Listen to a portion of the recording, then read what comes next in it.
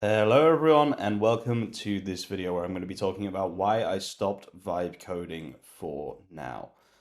Now the main problem that I'm experiencing, and I don't know if people agree with me, is that the models aren't good enough. Something like ChatGPT 5 Codex or Claude inside Claude Code, they just make too many mistakes and I can't trust these models and I simply don't want to break my project. Now, this is my project here, SEO Grove. If you are an e-commerce, WooCommerce, or Shopify website, definitely check it out because yeah, it's basically the only full automation platform for an e-commerce store. But yeah, this project is actually pretty large right now, and it's on to do 10,000 to 15,000 every single month. So my problem right now is that it needs some edits, but I can't edit it because the models just simply aren't good enough. So an example from yesterday is I did actually get the code. Oh, I've been consistently using the code basically on the same file for absolutely ages now. So if I do Claude-C, and yeah, basically what I'm actually using it for right now is to look at MCPs and to kind of do bug fixing and things like that, right? So I'm not doing any big breaking fixes, but what I am doing is, I'm sending it a message saying, oh, this client is complaining about this. Can you look into it for me? Or, for example, this client can't log in. Can you look at their status in the database? But I'm not doing any big changes or big fixes.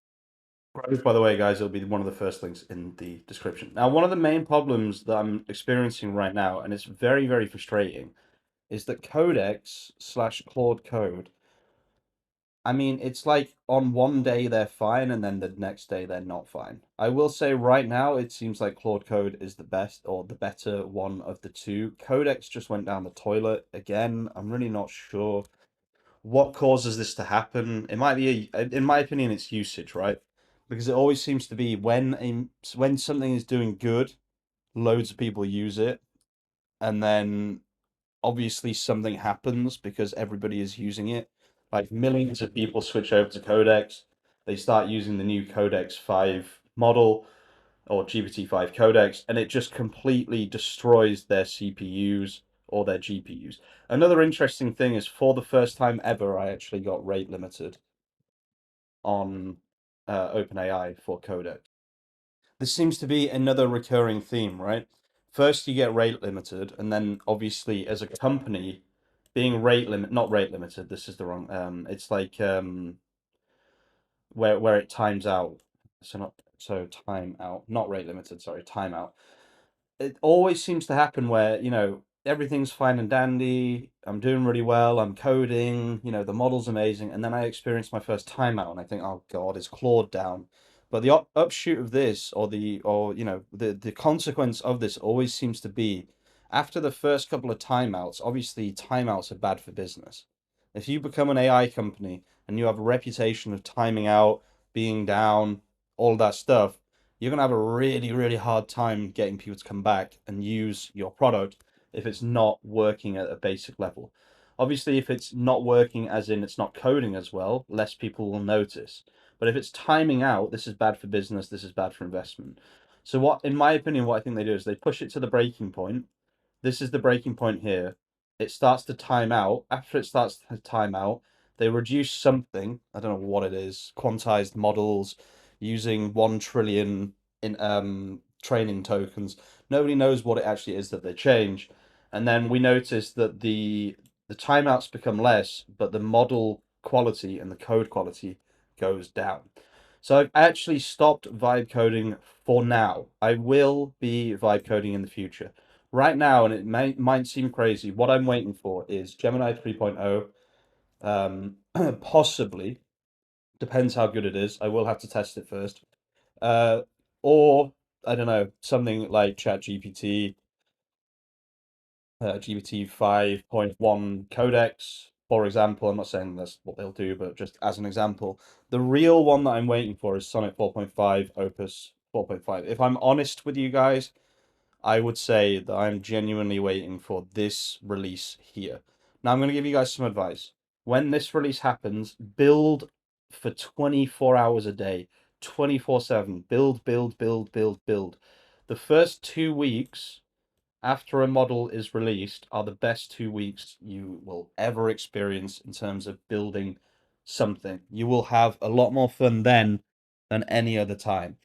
But I also have a theory that this time it's going to be different. Now, you probably saw recently that Anthropic raised 13 billion at 183 post money. So they actually raised 13 billion, I believe. And now it says 61.5 billion.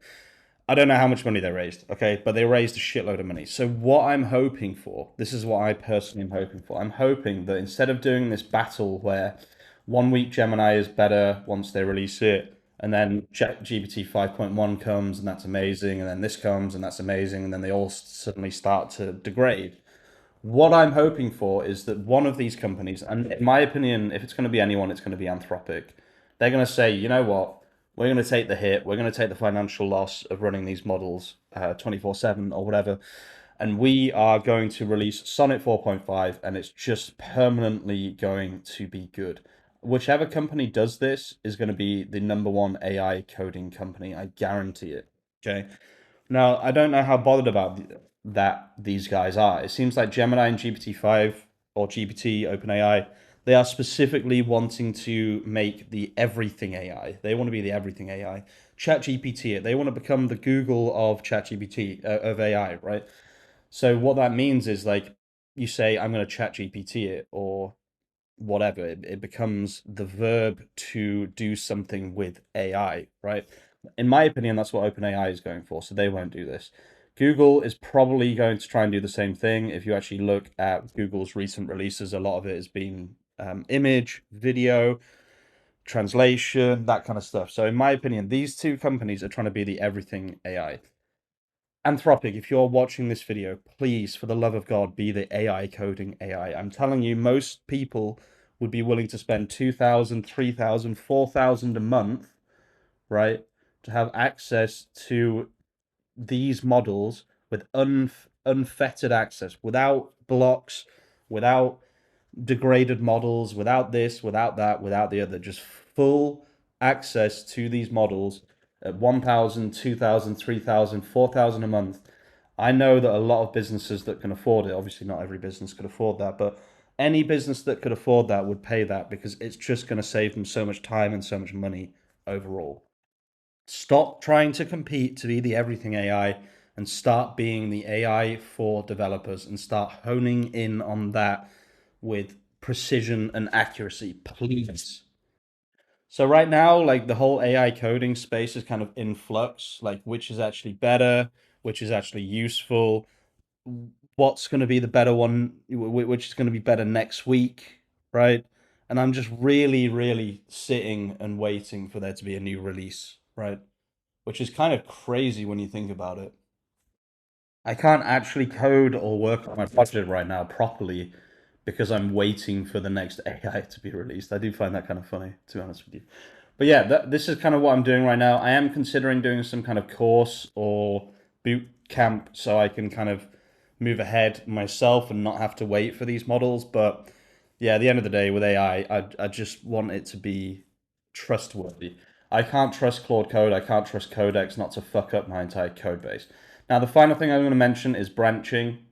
I am considering doing this. Was actually suggested to me by someone in the school community. We do weekly coffee chats. So if you do want to speak to me one on one, not one on one, but with a group, definitely consider joining the school community. We have weekly meetings where I'm there every week answering questions, helping people out, etc., etc.